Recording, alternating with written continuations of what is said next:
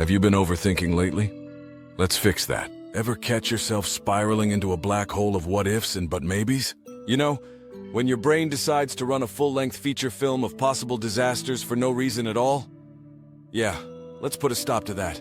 See, overthinking is just unproductive thinking dressed up in a fancy outfit. It feels like you're being strategic, but most of the time, it's just your brain playing ping-pong with itself. Sure, sometimes overthinking is useful, like when you're mapping out a business idea, choosing an investment strategy, or deciding which spaceship to take to Mars. You know, real long-term stuff. But stressing for hours over what to wear on a date? Debating for weeks about which diet to try? That's where overthinking turns into a productivity killer. So how do we break the cycle?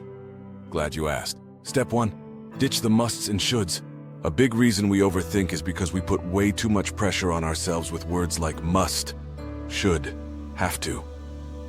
These little monsters create an artificial sense of urgency and make everything feel like life or death.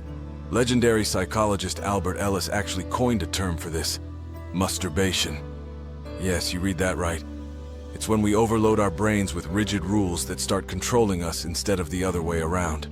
I must be making more money by now. Try. I'd like to be making more money and I'm working towards it. Your words shape your reality. If you tell yourself you're devastated after a breakup, guess what? Your brain will deliver devastation in full force. Instead, swap that drama for a different narrative. Your brain believes whatever story you tell it. So make sure it's one that helps, not hurts. If you're waiting for the perfect plan before you start, newsflash, you're never gonna start. Overthinkers get stuck because they're afraid of doing something wrong. So here's a game changer. Do it wrong, do it imperfectly. Say it out loud. Tattoo it on your arm, okay, maybe not. But make it a mantra. Taking action, even messy, awkward, cringy action, is better than standing still. Ever try to think your way out of overthinking?